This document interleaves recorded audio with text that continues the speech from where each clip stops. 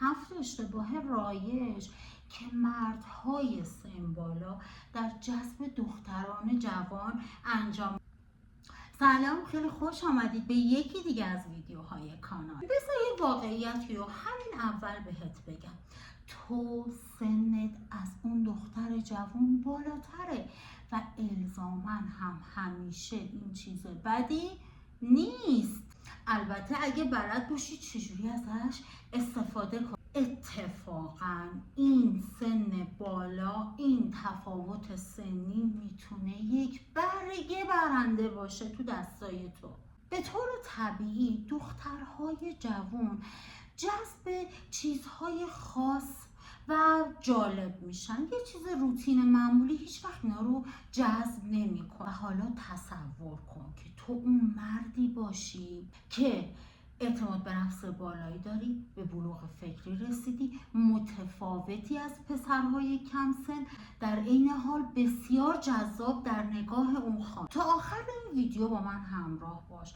7 تا مورد رو میخوام بهت بگم که اگه بلد باشی این 7 رو انجام ندی، 100 از بقیه جلوتری توی ارتباط با یک دختر جوان. یکی از بزرگترین اشتباهاتی که معمولا آقایونی که سن بالاتری دارن توی ارتباط با یک خانم انجام میدن، ادا در میارن، ادای مردای جوان رو در میارن. این یکی از بزرگترین اشتباهات شما آقایی هست که 50 سال و شاید هم بیشتر هستن و داری یه اشتباه بزرگی رو انجام میدی. اون هم این که اندازه سن خودت رفتار نمی کنی، داری ادا در میاری، ادای مردای جوان رو. حالا مثلا چه کار میکنی؟ مثلا لباسهای عجیب غریب میپوشی. دیدین پسرای کم سن جوان لباسای عجیب غریب با رنگ بندی های عجیب میپوشن مثل اونا، یا خودتو کلی پر انرژی به زور میخوای نشون بدی، غافل از اینی که اون دختر خانم جوان بسیار باهوشه و خیلی سریع متوجه میشه تو داری ادا در میاری، داری فیلم بازی میکنی، خود واقعیت نیست. به عوض این کار بیا این کاری که بهت میگم و انجام بده. چه کاری؟ ببین تو سنی هستی که همه آزمون و خطاهات رو انجام دادی، اشتباهاتت رو مرتکب شدی و الان کوله باری از تجربه هم و قطعا توی تصمیم گیریات خیلی محکم میتونی و قاطع تصمیم. و این دقیقا همون چیزیه که این دختر خانم جوان توی ارتباط با یک مردی که از خودش خیلی بزرگتره، دقیقا همین موضوع که این دختر رو جذب تو. ببین از دیدگاه روانشناسی دخترهای جوانی که وارد ارتباط با آقایون سن بالا میشن به دنبال چه چیزی هم؟ به دنبال حس امنیت و به دنبال ثبات توی رابطه هستن، نه مثل این پسرای جوان که دنبال هیجانات عجیب غریبن. البته که الزاما به دنبال پول هم نیستن. خیلی از آقایون فکر میکنن که دختران جوانی که باهاشون وارد ارتباط میشن حتی بحث مالی هست. نه، این صورت نیست. از اونجایی که توی جامعه دید اکثر آدم ها به همین صورته که خانومی که سنش کمتره وقتی وارد ارتباط با یه آقای سن بالا میشه قطعا به خاطر پوله، ولی طور نیست. پول به تنهایی نیستش، یک جور بلوغ، یک جور احترام. حالا باید چه کار کنی که تو رو یک مرد سن بالای واقعی ببینه، نه یک مردی که در حال ادا در آوردن هست. اول از همین که توی مکالمات ویژگی هات رو نشون.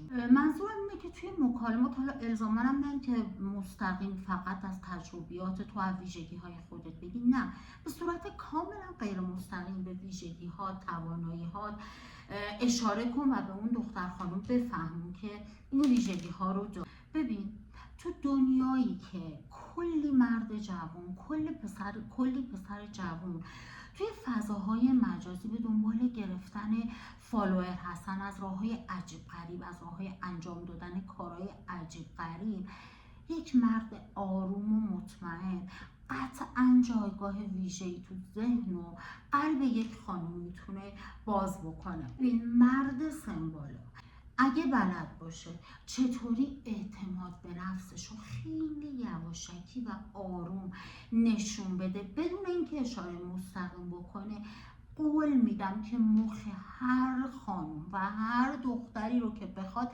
بتونه به راحتی بزنه. و متاسفانه این هم یکی از اشتباهات آقایون سن‌بالا که فکر میکنم باید زیاد صحبت بکنم. نه، به عوض این کار کم گوی و گزیده گوی، کمتر حرف بزن، آرامش داشته باش.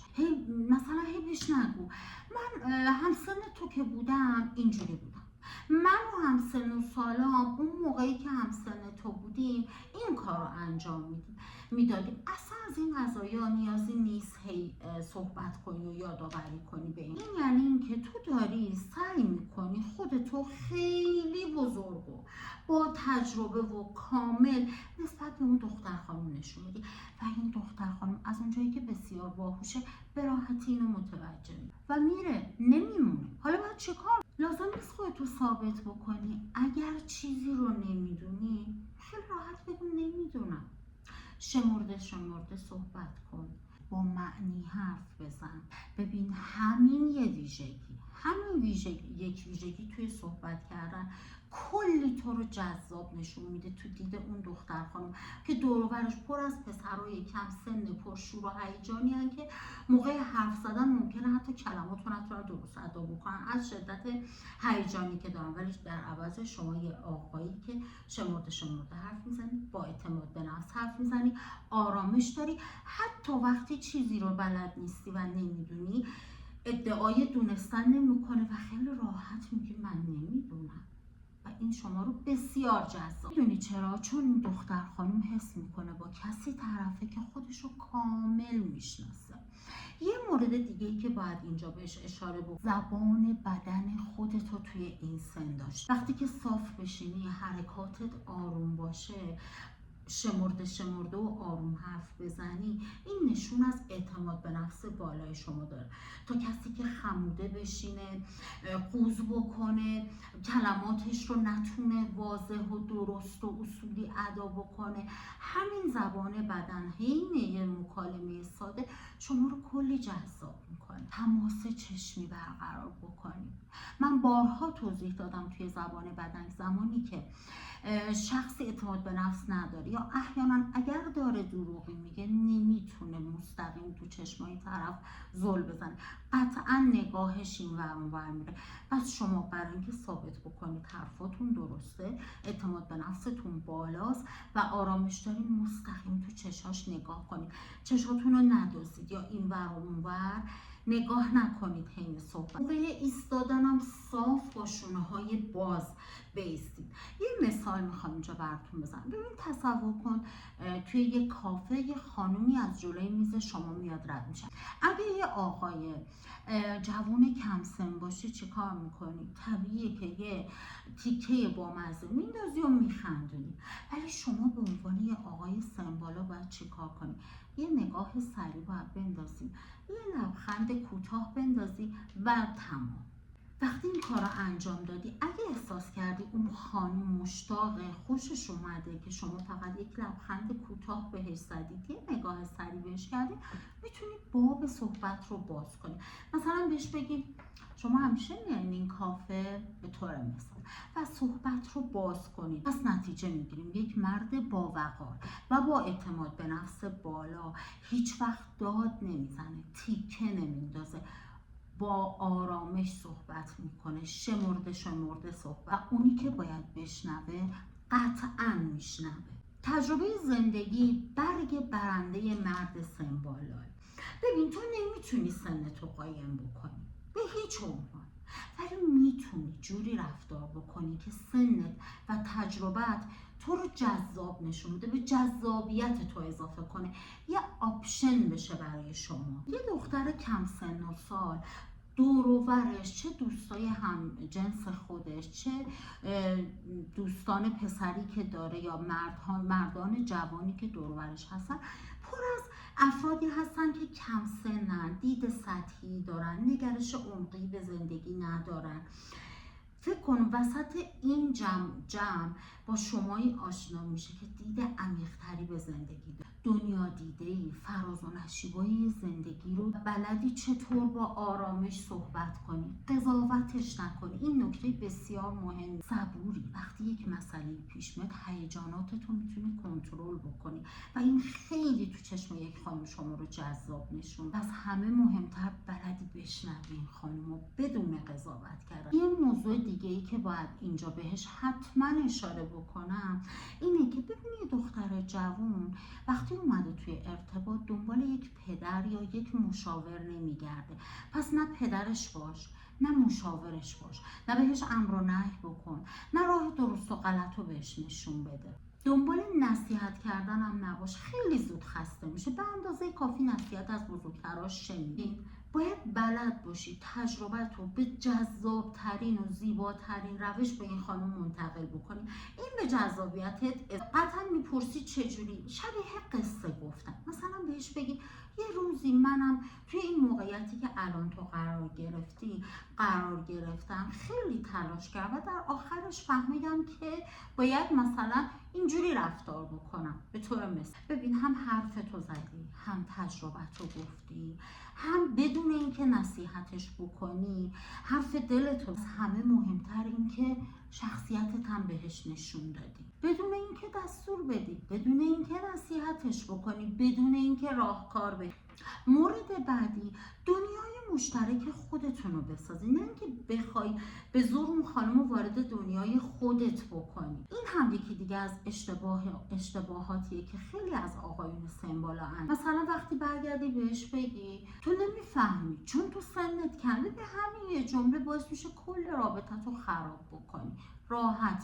چرا؟ چون دیده از بالا پایین به پایین بهش داری، اون دختر خانم خوشش نمیاد که یک نفر از بالا بهش نگاه. ببین، سعی کن مسیر گفتگو رو باهاش باز بکنی، به عوض اینکه بهش بگی مثلا تو که همش سرت تو اینستاگرامه، معلوم نیست داری چی کار میکنی، هم نیاد بگی ببین من همش دارم کتاب میخونم، من هم سن تو بودم همش کتاب میخونم. نه، این اشتباهه. به عوض این کار بیا بهش اینجوری بگو اینستاگرام که هستی چه محتواهایی رو بیشتر نگاه میکنی یا چه محتواهایی جذبت میکنن؟ فان و طنزن یا محتواهای دیگه؟ ببین، اومدی حرفتو به نوعی بهش زدی که تو دنبال چه نوع محتوایی توی فضای مجازی هستی، فقط من باب سرگرمیه یا آموزش هم میبینی از این فضا. در آخرم همیشه بهش بگو برای من همیشه جذاب بوده که ببینم جوونا دنبال چجور محتوایی تو فضاهای مجازی میگردن. اینجوری هم قضاوتش نکردی، اینجوری هم علاقه نشون دادی به کاری که داره انجام میده، قضاوتش هم که نکردی، هم یک فضای صحبت مشترک دو نفره ایجاد کردی. صحبتی که فضایی رو ایجاد کرده که میتونه اون خانم ساعتها درباره‌اش باهات صحبت بکنه.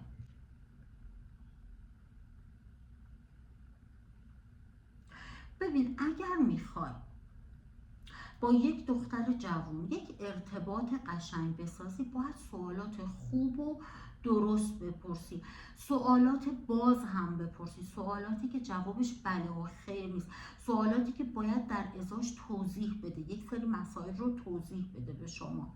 مثلا ازش بپرس اگه قرار باشه یه چیزی رو تو دنیا تغییر بدی اون چیز چیه؟ به طور مثال من یک ویدیویی دارم که در مورد سوالاتی که برای خانم ها جذاب و در جذب خانم ها بسیار کمک کننده هست دارم که لینکش رو اینجا میذارم، دیدنش رو بهتون توصیه میکنم. ببین، سوالات بازی بپرس که احساس کنه که یکی هست که دوست داره حرفاشو بشنوه و شروع میکنه به صحبت کردن باشه و هیچ وقت تحقیرش نکن به خاطر سبک زندگیش که تو جوونای الان سبک زندگیشون ایراد داره، تو جوونی نمیفهمی هیچ وقت از این کلمات و اینجور ادبیات استفاده نکن. مورد بعدی، شوخی های مردونه و با کلاس. اصلا بذار یه واقعیتی رو بهتون بگم، شوخی درست یه معجزه است. شوخی که درست و به جا انجام بشه، مثلا یه شوخی خطرناک آزاردهنده، مثلا بگی بابا همه دخترها که فلان، یا مثلا میگه تو که جوونی چیزی از زندگی نمیدونی، من که هم سن تو بودم. همه اینا فاتحه اون رابطه رو میخونه و تمام. ببین دخترها دنبال کسی هن که بلد باشه بدون تحقیر اونها رو بخندونه. قطعا سوالت اینه خب پس من باید چه شوخی باش بکنم؟ بسیار هوشمندانه باید شوخی بکنی بدون تحقیر کردن. بهترینش اینه از خودت مایه بذاری. مثلا بگی امروز عینکمو جا گذاشتم، با منوی توی کافه کلی کلنجار رفتم تا بتونم یه دونه قهوه سفارش بدم. قطعا که لبخند و به لبای اون خانم میاره با چیزی که داری مطرح میکنی. و حالا که به این تا اینجای ویدیو منو همراهی کردی، میخوام بهت بگم که اگر شوخی کردی که خیلی جواب داده و اون دختر خانم رو با تو همراه کرده و تجربه خوبی ازش داشتی، توی کامنت ها بیا برامون بنویس. هم من هم بقیه دوستانمون میخونن و قطعا لذت میبرن و ازش استفاده میکنن. و البته این رو هم یادت نره که مردی جذابه که بلده کی، کجا و چطوری شوخی بکنه. اینو هیچ وقت فراموش نه. مورد بعدی، سبک زندگی سالم مساوی با جذابیت پایدار. ببین الزاما دخترها دنبال مردی که شکم سیکس پک داشته باشه یا باشگاه و هر روز به جوه نیستن، نه، ولی براشون مهمه که اون آقا حواسش به ظاهرش باشه، بدونه داره چی میپوشه، چقدر آراسته و تمیزه. قطعا دقت کردین متاسفانه آقایون با بالا رفتن سنشون، بعضی از آقایون به مرور یه مقدار توجهشون ممکنه به ظاهر کم بشه، دیگه خیلی دقت نکنن آیا من لباسی که پوشیدم آیا ست هست یا نیست، تمیز هست یا نیست، تغذیه‌ام به چه صورته، هیکلم رو فرم هست یا نه. حالا ما داریم آقایون سنبالایی که از اون ور بوم میافتن و شروع میکنن به ست کردن لباس با رنگای عجیب و غریبی و انقدر باشگاه میرن دنبال سیکس پک در آوردن تو سن بالا که خدا میدونه. اینم براشون جذاب نیست، اونم جذاب نیست.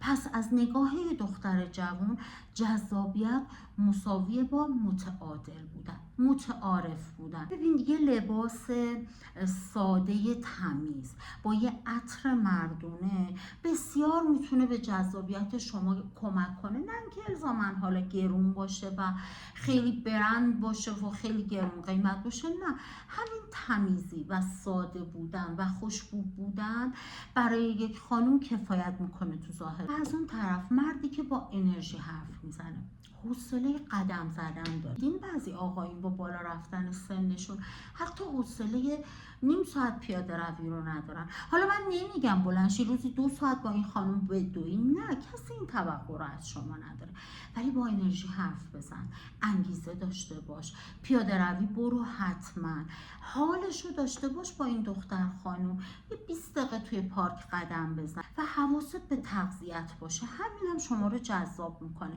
اون خانم ببینه شما حواست هست چی داری میخوری. کتاب بخون، پادکست گوش بده. ببین همین که یه دختر جوان میبینه شما با اینکه سنت بالاست ولی خیلی آپدیتی، خیلی و مدام داری پادکست گوش میدی، شما رو خیلی جذاب نشون میده. دختر خانوما پادکست گوش دادن رو دوست دارن. مورد بعدی، احترام به استقلال اون دختر مساویه با جذابیت بیشتر.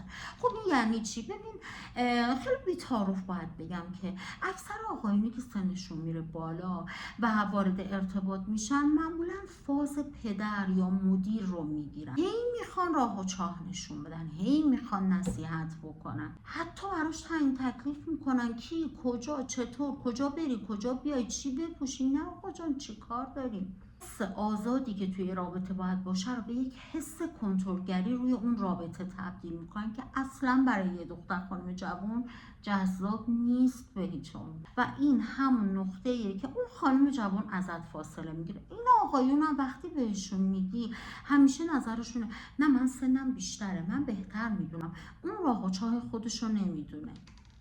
ببین تو میتونی مشورت بدی، حتی هشدار بدی، از تجربت بگی، ولی با یک لحن ملایم دوستانه. مثلا از جمله های این مدلی استفاده کن.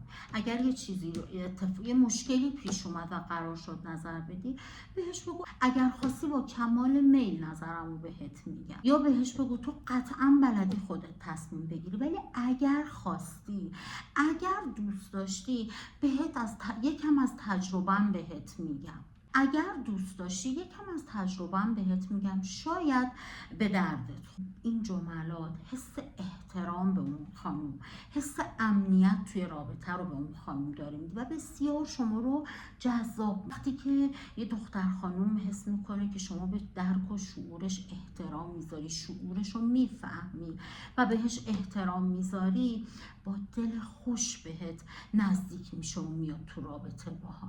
و به عنوان جنبندی آخر ویدیو، تا اینجا 7 مورد رو با هم بررسی کردیم که از دیده دختر جوان یک آقای سن چه اشتباهاتی رو نباید انجام بده و در ازاش چه کارهایی باید انجام بده. یه موردم اینجا به عنوان جنبندی آخر ویدیو اضافه میکنم و اون هم این که ببین دختر خانم‌های جوان، کسی که براشون خاطرات قشنگ بسازه رو هیچ وقت فراموش نمی‌کنن.